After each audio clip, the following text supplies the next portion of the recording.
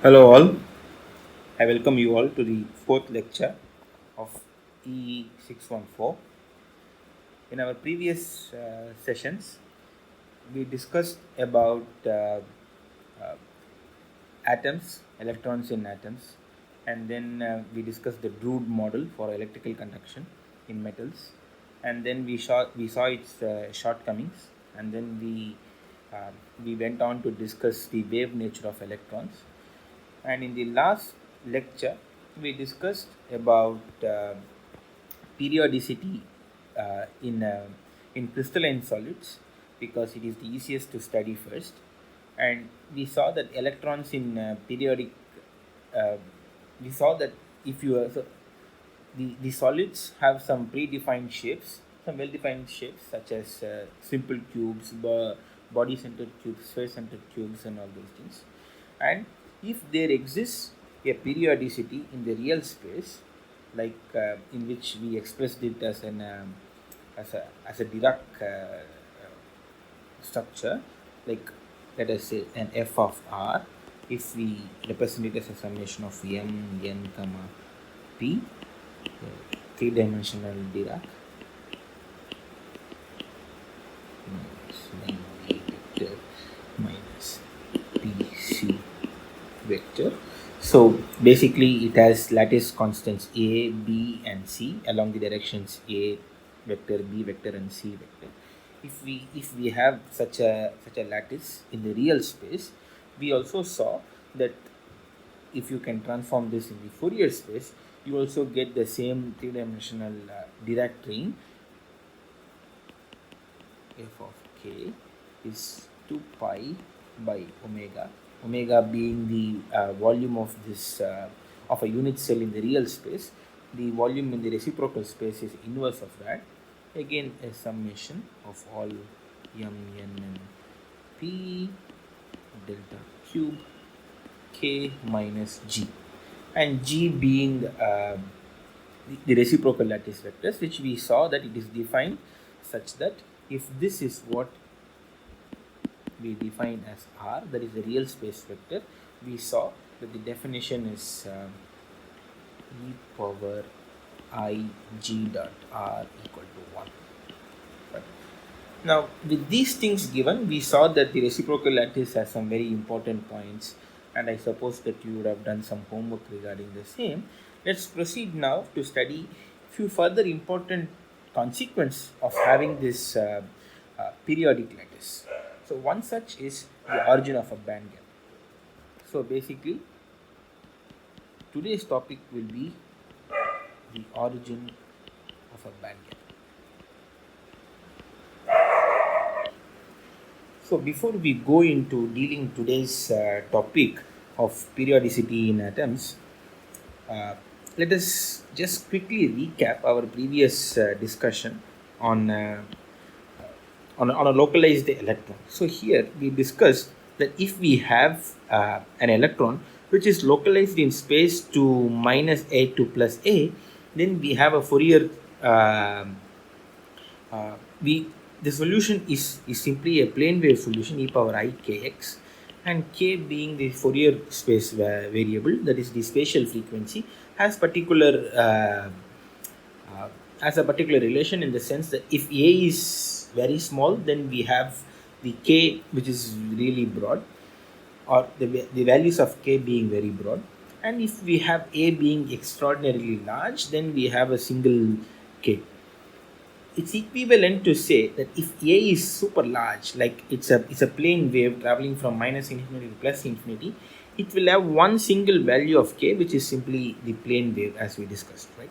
And if not, if it is super narrow, then it will have a bunch of k's forming you the wave packet, as we as we rightly saw the last time.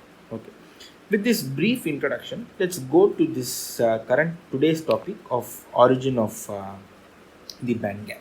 Right. So we will begin this discussion with what is called as a chronic penny periodic lattice, 1D lattice. It is a simplification of the real lattice, and it is important because it brings out some real crucial aspects when we have atoms arranged in a periodic form. Okay, so uh, I'll just write the, so it's called Kronig pen 1D lattice. The basic assumption was, say that if I have a potential profile like this,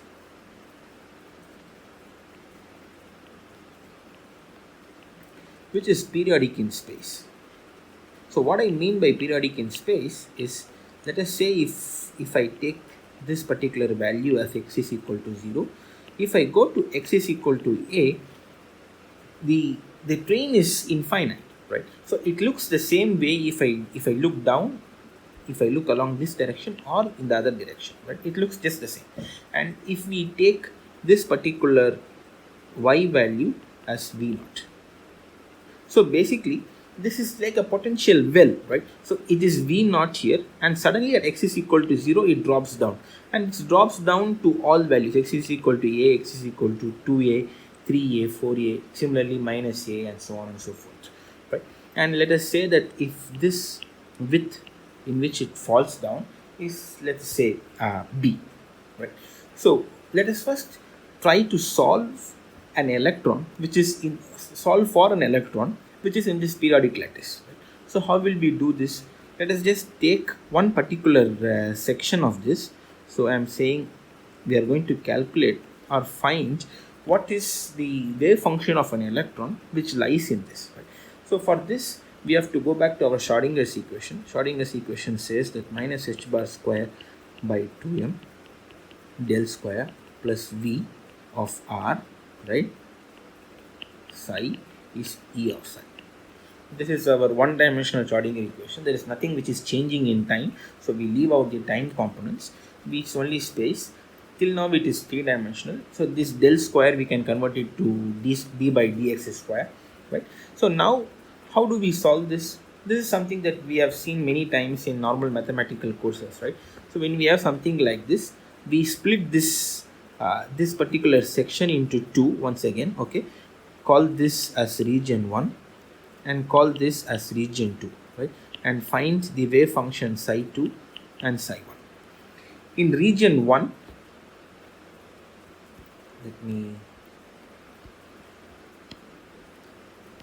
in region 1, v of r equal to 0, right? So the solution will be, or the equation is h square by 2m, psi is E psi. This is basically the free electron solution. So we are saying that so the solution would be psi is some a e power I, let us say, alpha x plus b e power minus I alpha x. So we know this, that you can have an electron here moving either in the positive x direction or in the negative x direction, right?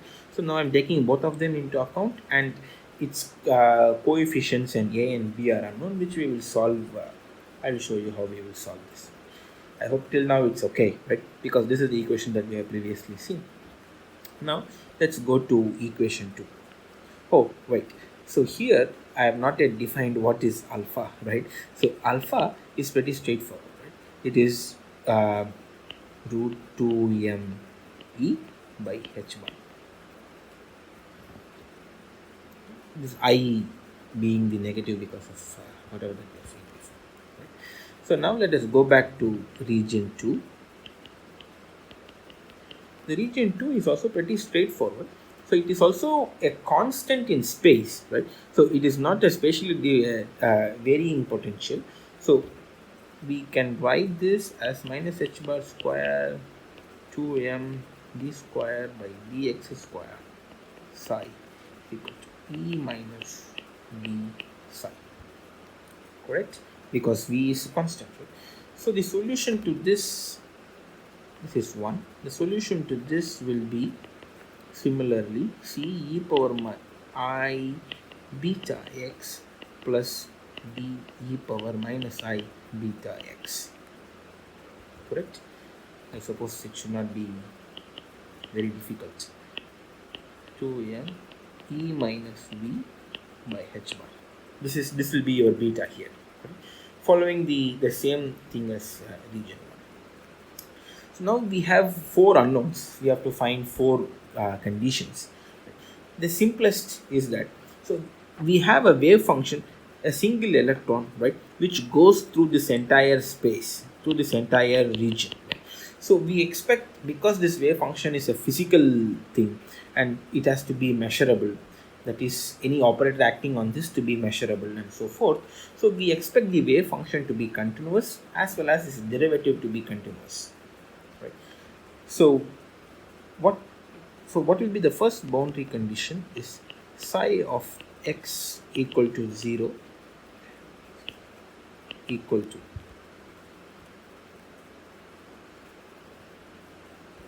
right, psi 2 of x equal to 0. Basically this is psi 2, so this should also be psi 2, right, because of the periodic conditions.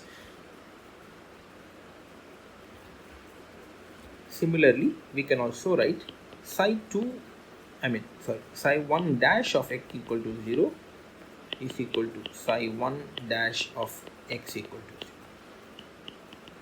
So we have two equations and we have four unknowns, right? So now we need another set of equations. So how will you solve for that? There are two ways. If you see books who have dealt with chronic penny, you will see that there are two ways to go about this.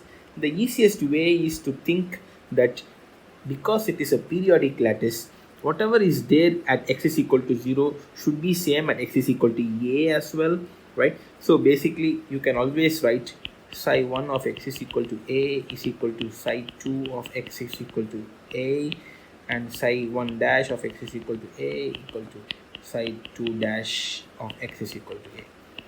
You can solve for now, because now you have four equations, four unknowns, and you can solve this. However, another important aspect is that you have to know what is called as the Bloch theorem. It has to be introduced here because it's a crucial, it's an important simplification. Right? Bloch's theorem says that any wave function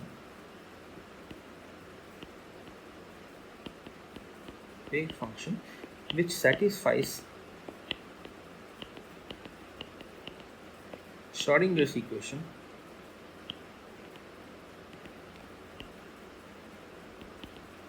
with a periodic lattice, with a periodic potential, right? It does not have to be a lattice per se. Potential is also periodic.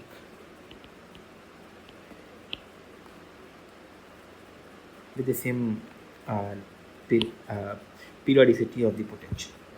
So basically, he says a solution for the problem that we are seeking should be, right, psi of x should be some e power I kx u of x,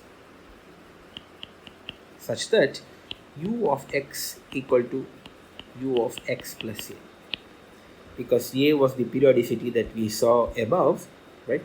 So if you translate this particular thing in any direction or in x direction along with a value of a, you should get back the same thing. This is what it means. So whatever solution that we wrote can be written in the Bloch form. If you say, let's say psi of x is e power I kx a e power I alpha minus k x plus b e power minus I alpha plus k x. Similarly, you can write psi 1, psi 2 of x is e power I kx b e power I beta minus kx plus, sorry, this is c,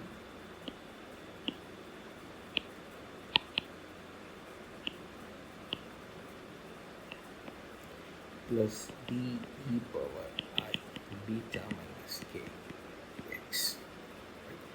So now once again we have with these two equations you can once again use the continuity and the wave function continuity and the derivative continuity, and then you can actually solve for the the condition. So basically you will get a big determinant, right?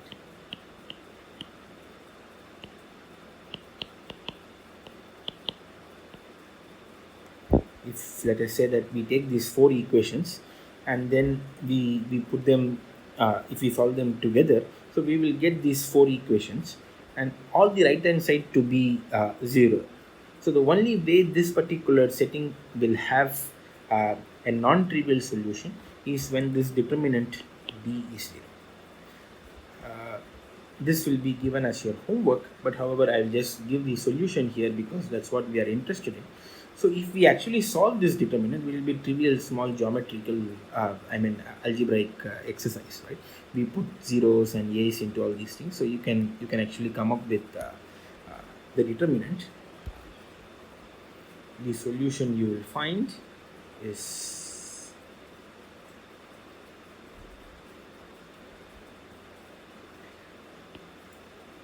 cos ka equal to cos alpha a plus m v dA h bar square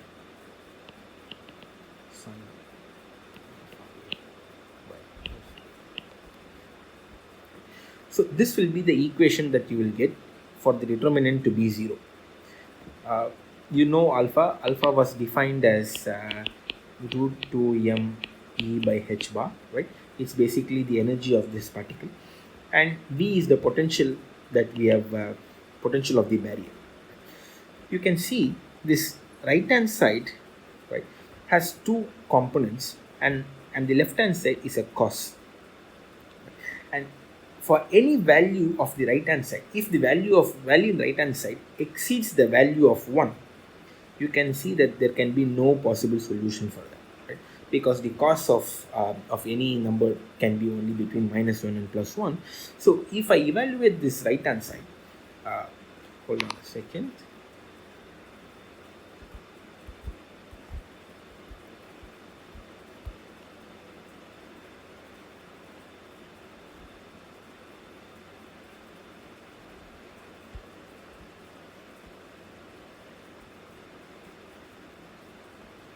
So basically, this will be the function which you will get if I evaluate the right hand side of the previous equation that we showed. The blue one is for p is equal to 1, and the orange one is for p is equal to 5. You can see that the values and the x-axis is alpha into a. So because that was the alpha being the a being the constant, alpha a is proportional to root of energy. We can see that for some energy values, the summation of the right hand side is more than 1. So any value which is away from, which is not inside these two lines, do not have a solution. So it clearly means that if we have a periodic lattice, there will be some energies, for instance this area, this area, this area, and this area. At these energies, the value of the right hand side is more than 1, clearly showing that for some energy values there are no k values, because your left hand side is cos k a. This is your LHS. So this kinds of indicates that even in this simple example of a periodic lattice, you will have certain energies which do not have a realizable solution. This, my friends, is the origin of a band gap. So this seems a little bit weird and vague to tell you why this is the reason why semiconductors have band gaps. So we will slightly deviate from this formal treatment to a hand waving argument, which will intuitively appeal to tell you that yes, this is the reason why we have a band gap, right? So we will stop the Crony pending treatment here, and then we will go to this normal uh, treatment. I would not say normal, traditional treatment, where we can show that, hey, yeah, this is the reason why we have band gaps. Right? So previously we saw that the atoms have energy levels, right? But then further came a lot of improvements, and then people actually solved the quantum mechanical problem of a Coulombic potential in the nuclei and then electron, and then found that it is not as simple as what Bohr taught, and then every atom has four independent quantum numbers, right? So for each in each atom, uh, the electron in an atom have four different quantum numbers, n, l, m, and s, and n being the principal quantum number can take values 0, 1, 2, 3, so on. L takes values uh, 0 to n minus 1, and m takes values from minus l plus 1, 0 to so on till l. And we all know that how they start to fill and so on and so forth.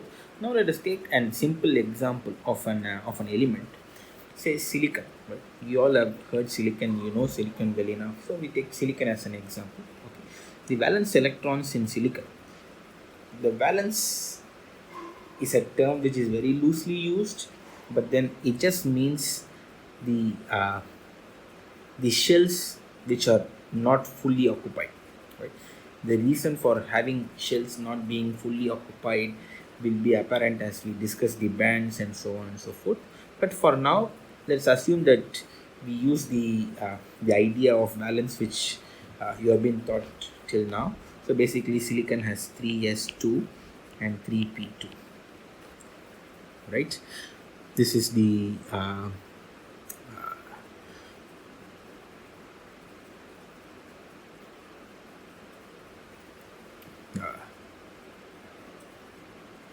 electronic configuration of silicon. So what we do is, now let us say that I take this silicon atom which has this kind of Coulombic potential. I have this nucleus in the center, right? And the Coulombic potential goes as a square of distance, right? Or inverse of a distance, right? So we have, let us say, 3s2 here and 3p2 here. Let me draw with solid lines. And we have another silicon atom with obviously the same configuration, this being 3s2 and this being 3p2. And now let us say that these guys are separated from infinitely large distance, that they do not affect or talk to each other, but then we slowly bring them together to form a lattice, right? And when we form the lattice, and we know that these guys should be separated by a distance a that we previously saw, right? So I bring them to that particular distance. This side remains unchanged, and this guy I have brought to a distance a. You can already see that the potentials will start to interact, right? The same levels here cannot be maintained because the potential here has slightly changed. It was not the original potential which was still this particular point, but then the potential is slowly reduced, right? So this particular configuration causes this electronic level at 3s2 to split.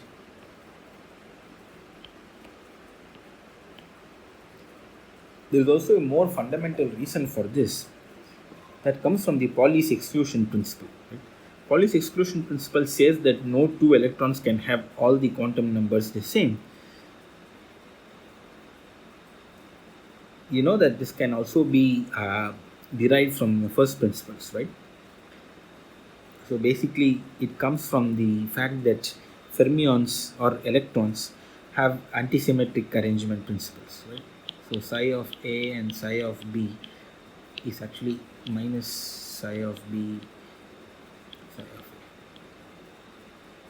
This is the actual arrangement of two electrons. Right? So now if you see that if A and B are the same, now psi of A, psi of B minus psi of B minus psi of A is actually 0. If you symmetrize this particular arrangement. Right? So let's not go into the reasons for Pauli's exclusion principle and then take it for granted that yes, no two electrons can have the same quantum numbers. So that's the reason why this 3s2 gets split, right? And all the states in between are formed by linear combination of these two. And the bottom one is called the bonding orbital, and the top one is called the anti-bonding orbital. Now, what happens is the same thing will happen to 3p2, right? Forming the bonding and anti-bonding orbitals. So this particular 3p2 and 3s2 starts to interact, giving you this actual gap.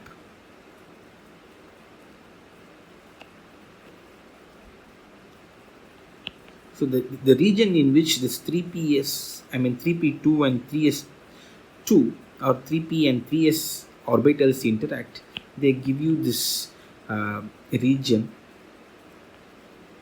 where the waveforms interact or constructively interact to give you standing waves leading to a band gap.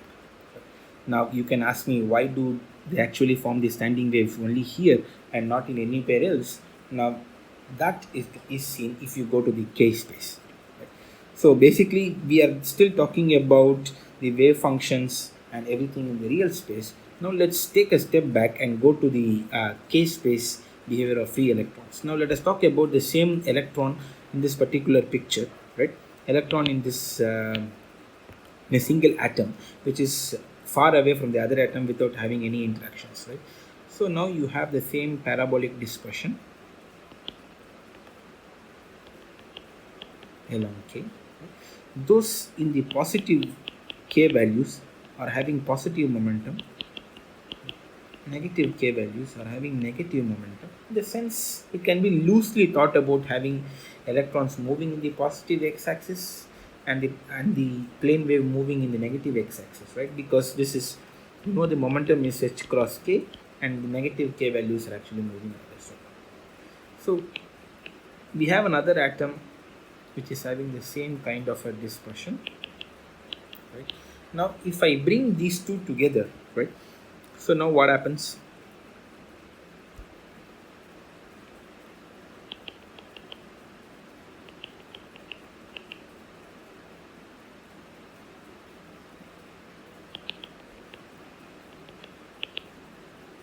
This separation is 2 pi by a. Remember, we are in the reciprocal space and a was the real space lattice constant and we are in the reciprocal space lattice constant, right? What should actually have come out like this now will start to interfere, right? So let us say that at this particular point, this is k is equal to 0 and this is k is equal to 2 pi by a, and let us say this is k is equal to pi by a. Right? At this particular point, now you have waves which move in the positive x-axis, right? Because as we saw here, it is here, right? And here you have the waves moving in the negative x-axis. So you have here an addition of psi is equal to e power ikx plus e power minus ikx, right? So what we have is actually a standing wave, but then a standing wave moves nowhere, right?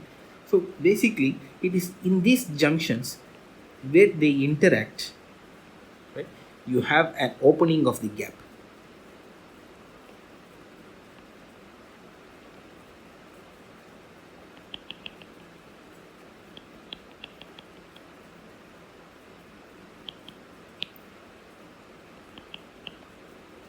You also understand that if you have further lattices on this side, you will again see it to go down like this. This will go down further, forming further gaps and so on and so forth, right? So basically it is these constructive destructive interference between waves moving in the right and the left side, uh, when they are close to what is called as a zone boundary. So this line is what is called as a Brillouin zone boundary.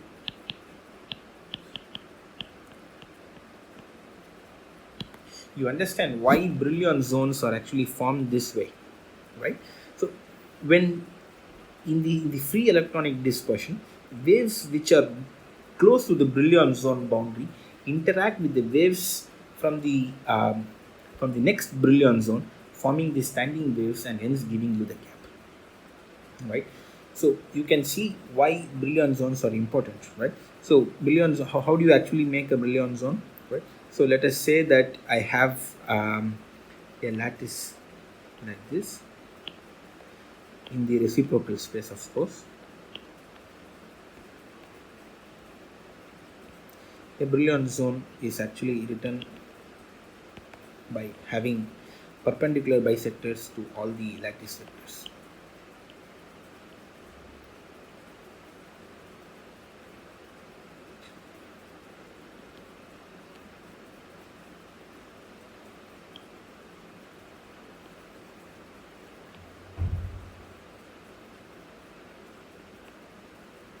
Right? So your actual Brillouin zone will look like this.